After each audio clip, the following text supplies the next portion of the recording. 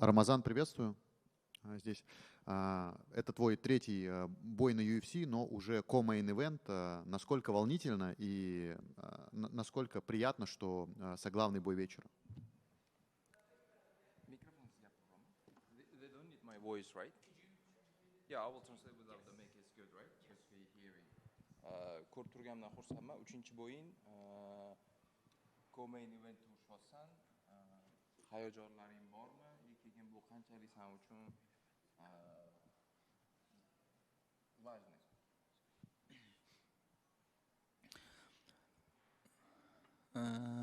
Bu Komi eventda jang qilayotganim juda katta men uchun mas'uliyat. Bu uchun UFC'ga katta rahmat aytaman ishonch bildirishgani uchun. Xudo xolisa bu ishonchni chiroyli qilib oqlaymiz degan umiddaman va o'sha xalqimizga butun o'sha UFC tashkilotiga butun shu jahonga raqibimiz bilan birga chiroyli jang ko'rsatib, inshaalloh g'alaba qozonamiz degan umiddaman. What language should be? It's Russian or English? Both. Я очень рад находиться здесь. Дай бог мы покажем очень хороший бой. И я очень рад быть здесь. So I'm too happy to be here. So I'm back. And with the opponent, we will show the great match. Твой соперник Стив Эрцик — это бывший претендент на титул UFC, кроме того, сейчас топовый спортсмен. Как ты думаешь, что тебе даст в позициях рейтинга победа над ним?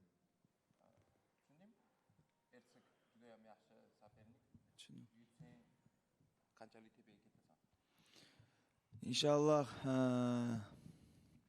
Xudo xolasa bu jangni yutsak, nasib bo'lsa o'sha Steve Ercik hozir top 10 da o'rniga Xudo xolasa ko'tarilamiz degan umiddaman.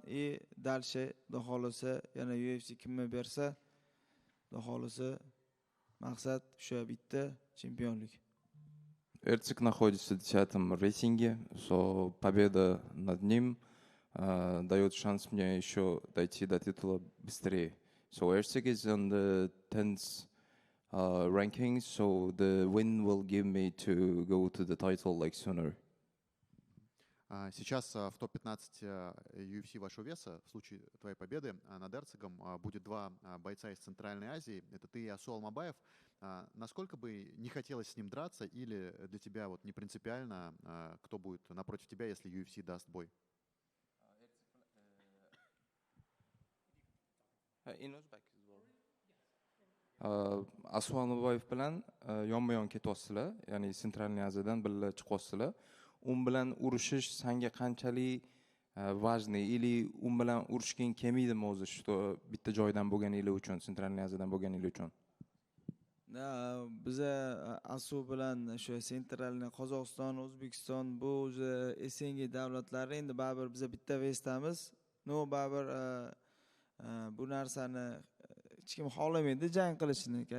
U bilan ham do'stmiz, o'rtoqmiz.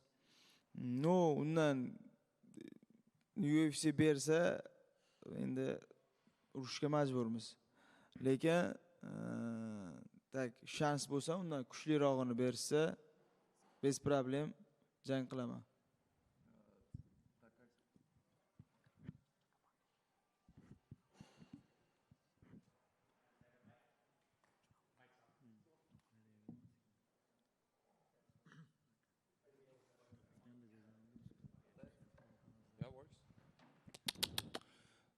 Так как мы дружеский народ, нам не хотелось бы подраться с ним. Мы в хороших отношениях с Асу. Если была бы возможность кого-то из выше него, я бы с радостью подрался бы с другим человеком. So we are like friends with Asu, so it's a bit like strange to fight with him. If UFC will give any top opponent about Asu, so that would be great for me. И последнее от меня. Недавно Дана Уайт приезжал в Узбекистан на переговоры, и появились слухи о том, что UFC может пройти там.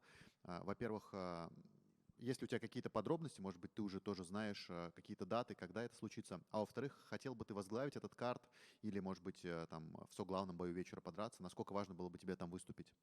Birinchi savoli, Dana White O'zbekiston to'g'risida gap ochdi. UFC O'zbekistonda bo'lib o'tadi deb aytdi. Shu to'g'risida senda qanaqadir informatsiya bormi?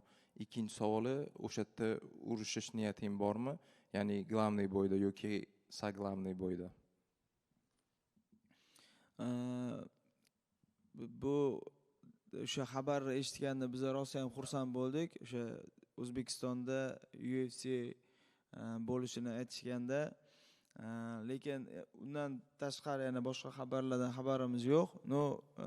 O'sha qaysidir datada Xudo xolisa bo'lib o'tishini aytishdi. Juda ham xohlardim shu O'zbekistonda o'zimizni shu davlatimizda shu glavniy kartda inshaalloh mana shu jangni chiroyli tarzda o'tkazib, keyingi jang o'sha topdan yana zo'r bois bilan farqi yo'q, kim bo'lishidan qat'iy nazar O'zbekistonda glavniy bo'yda chiroyli jang ko'rsatish. Да, я слышал об этом, то, что UFC едет в Узбекистан, и мы были очень рады. У меня нету других информаций насчет, когда будет и где будет. Мне хотелось бы там подраться в главном бою и с хорошим оппонентом. So when we heard that the UFC coming to Uzbekistan, we were too happy, but I don't have any other information when it will be. So I would be too happy to fight in my country, in main fight, with good opponent. Спасибо, удачи. Hi Ramazan, Yusuf here. Steve Herzig, he has experience in fighting two former champs and a title contender. Where do you see the advantage or the strong points that you have and you can bring to the table? Steve Herzig ikkita бывший chempion bilan urushdi. Sani o'zingni kuchli tomoning qayerda deb o'ylaysan Steve Herzig ustidan?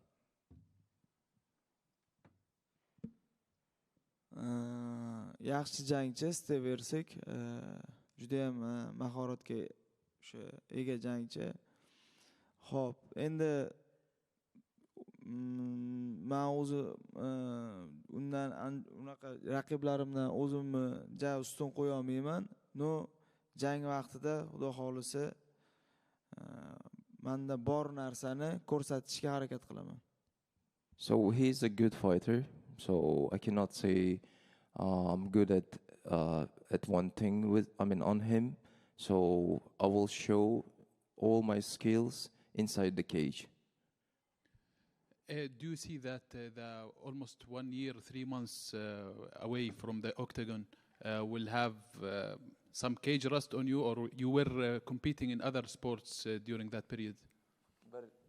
Bir yildan shu vaqt dam olding, shu vaqtda trenirovkalarni davom ettirdingmi yoki qanaqadir boshqa sport sohalarida o'zingni mashg'ul qildingmi?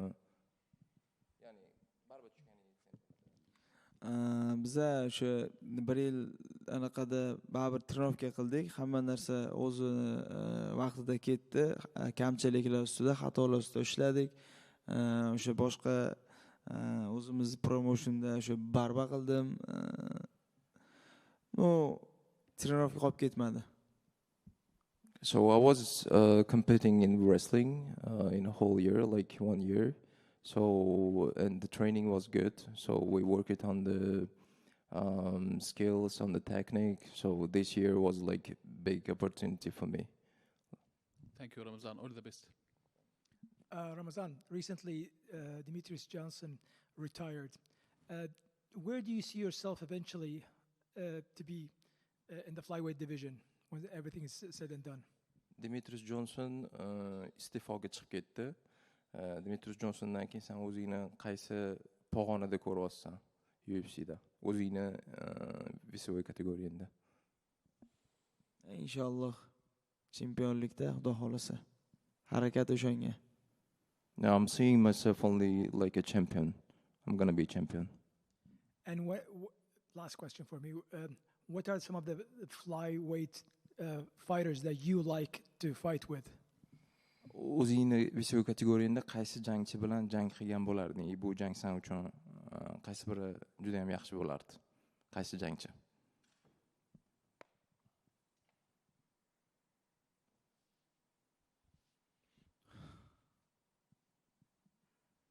Joshua won. Only for Joshua one, I'm ready. At this moment. Chunki u ham stokada urushadigan jangchi va anaqa orqaga qaytadigan jangchi emas. Men ham xuddi shunaqa, xudo xolasa juda chiroyli jang bo'lardi. Because he's also fighting like on standing, so he never goes back. So it would be a great matchup for us. Assalomu alaykum. Ramazon raqibi Steve Herzog chidamli sportchi hisoblanadi. Pantoja bilan ham to'liq distansiyada 5 raundli jang o'tkazgan. Bu ham chidamlilikdan dalolat berib turadi. Siz janglaringizni asosan finish qilib muddatdan oldin yakunlaysiz. Bu jangga to'liq tayyormisiz?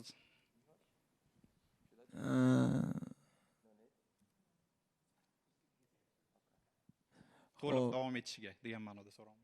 Inshaalloh biz 3 raundli jangga nastroy qilib tayyorgarlik ko'rib chiqdik. O'sha tayyorgarligimiz ham 2 oy 3 oy tayyorgarligimiz ham 3 raundli jangga bo'ldi. Nokaut qilaman, vaqtli tugataman degan narsa u bo'lmaydi. Shu jang vaqtida o'zi nokaut, knockdownlar o'zi chiqadi. Xudo xolasa jangda qo'limizdan kelgancha ko'rsatamiz.